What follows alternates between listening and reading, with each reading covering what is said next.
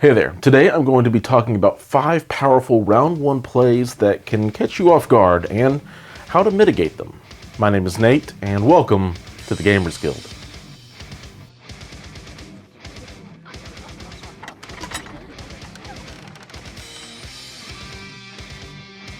Negative play experiences, or NPEs, suck. And that is an unfortunate universal truth for any game out there. And despite AMG's efforts, NPEs still do exist in MCP, but not nearly as many as there could be.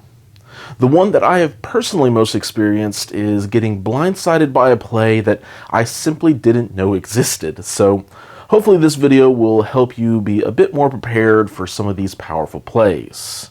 But before we dive into those, I do want to give a couple shoutouts to the guild sponsors, Tritex Games, based in the EU, and War Room Hobbies, based here in Tennessee. Both are great local gaming stores that have game nights at their stores and are supporting their local communities. So, if you are shopping online anyways, please consider using them as an option to support an LGS instead of a big warehouse company. And to help beat those prices, I do have some codes that will save you even more off of their already discounted prices. If you use the code TritexGGCP5 at checkout, you'll save an extra 5% off of your Tritex MCP selection. And if you check out at War Room Hobbies, you can use the code MCP2022 for an extra 10% off of your order. And it's also worth mentioning that if you place a larger order with Tritex right now, they're giving away a limited supply of updated character cards that came out really nicely. And I'll also say, if you are already shopping from your LGS, that's awesome. Keep supporting them, we understand. But if you're wanting to find a way to support the Guild's videos or podcasts, check out our Patreon page. For as little as $1 a month or $12 a year, you help us continue to put out content for Marvel Crisis Protocol via podcast or here on YouTube. We also have a monthly giveaway thanks to Tritex, and February's winner will be drawn at the end of this video. All you need to do to enter is be subscribed to the channel and leave a comment on a video the same month that video was released. And enough about all that, let's talk about some opening plays. And while these are in no particular order, I wanted to go ahead and do this one first so that I can go ahead and throw out a disclaimer with it. We do not yet still have the full rules for grunts, which is in part why I still haven't done a video to cover Nick and the new Daredevil, Elektra, etc.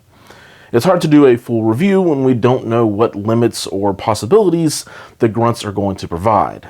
So, sorry for the delay there, but given what has been given by the AMG team either during an interview or on stream, we know that they activate at the same time as their parent character. We know that they can start on the table via a stream from January 4th, and we know that they'll at least get 1 if not 2 actions. So, keeping these things in mind, let's talk about Nick Fury teaming up with either Black Bolt or Magneto to steal some Wakandan herbs. So, first things first, this is a round 1 herb score, and it's all possible thanks to Nick Fury's tactic card, Reposition. It allows Nick Fury to spend 2 power and be placed within range 1 of an allied shield agent's grunt. Well, the grunt's on a medium base and can easily move up once to be in position for Nick's reposition. Then after getting a total of 3 power on Nick, he can move twice to pick up the herb, spend the remaining 2 power to play this tactic card, and voila, 4 victory points. Now, right now, only really Brotherhood and Inhumans can reasonably pull this play off because of their leadership abilities giving out power or redistributing power. A-Force can as well, but only if you deal damage to help give Nick the power he needs, and likely the tactic card Advanced R&D. And from there, well, the play is really straightforward. Nick scores 4 victory points from turn 1. So, what can be done to stop this? And in part, the answer is have a control piece like Enchantress, Mind Gem Loki, Gwen, or others that can find a way to get Fury off of that point, because it's likely that your opponent won't have the last activation, since 2 of their characters make up 9 or 10 of their total threat, based on the leaders you would need to make this turn 1 play happen. So, because this play is a pretty telegraphed one, where Fury has to be fed power over a couple of activations, you can make sure to have your control piece ready to move over and remove Nick from that point. Which brings about a certain assumption that you know you're going into a higher power level game and will have access to some of those control elements in your team. So before you try these out on a random game night or a new player, let your opponent know you are wanting to bring out a strong list so that there isn't a different kind of negative play experience that happens. So keeping that in mind, the second play I want to talk about is one that has recently arisen with the Convocation affiliation. It requires one of the 5-wide extraction crisis like Cosmic Cubes or Spider Infected, and a couple of characters with a 50mm base and a medium move, like the in-affiliation Baron Mordo, or an out-of-affiliation character like Lizard. How it works is that a character on a 50mm base and a medium move can get to their opponent's objectives within 2 moves. Then they pick up said objective. Now, normally this isn't done because, well, now that character is probably going to take a beating, which is where the bar with no doors comes in.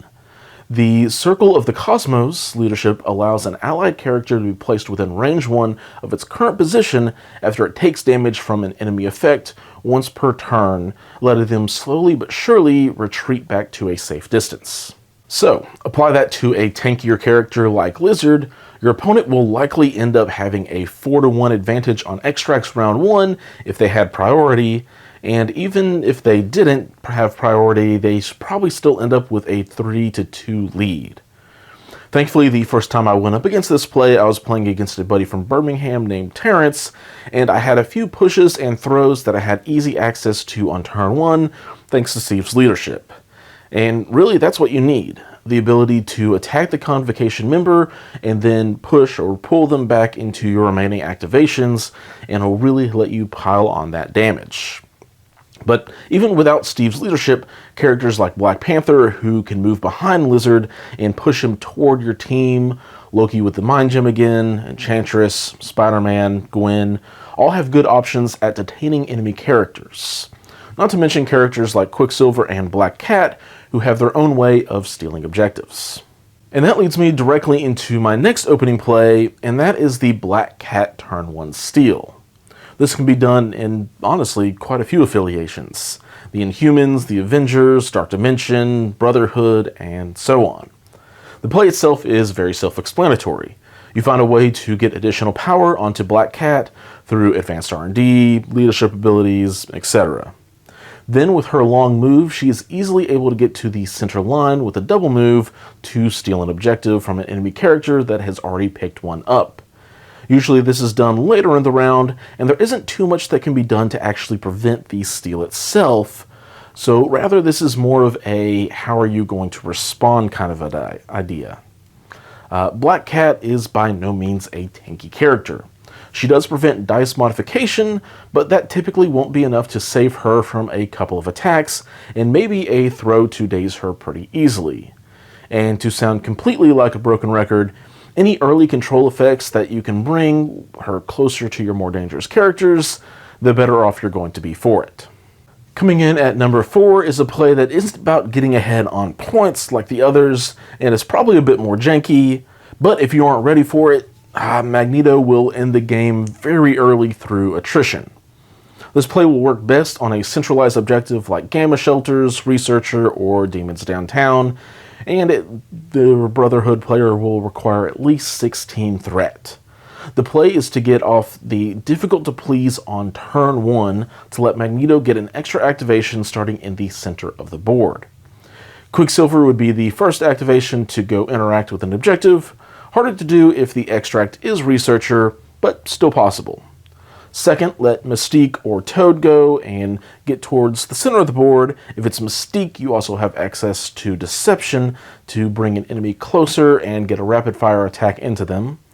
Then let Magneto get into a prime position, and along the way, throw a terrain feature to get an extra power onto Wanda and either Mystique or Toad, depending on what the points have allowed for you. Then have Wanda and Mystique, or Toad, spend 2 power apiece to use Asteroid M and get Scarlet Witch to the front line and double tap into an enemy target, likely dazing them turn 1. Especially if Mystique had already weakened them up with her pistol.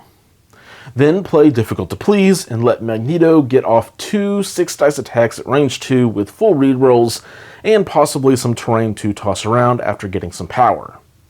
So before the second round, you have had 11 threat of characters get double attacks and possibly some throws into the enemy team, leaving them in a rough spot and probably at least 2 injured characters going into round 2. Thankfully, this has a few different ways to be stopped, or at the very least punished. A bodyguard can get into position to help stop Wanda from getting that early daze in the first place, which will halt the Brotherhood's momentum pretty quickly. As well, if you have a few push effects, either getting Mystique further away or Magneto out of position will stop the Death Ball from getting its full utility. And honestly, the best play against this is, if you see it being set up, is to focus on the points you can get and don't be afraid to take a turn off from the middle. Sure, you relinquish the points in the middle for a turn, but if the opening gambit doesn't work out, the Brotherhood is left with 4 pieces and really only 2 of which are truly dangerous. And they have very little control left in their teams, so you can probably outscore them. And this leads me to the final opening play I want to talk about, and that is the one that we don't know about yet.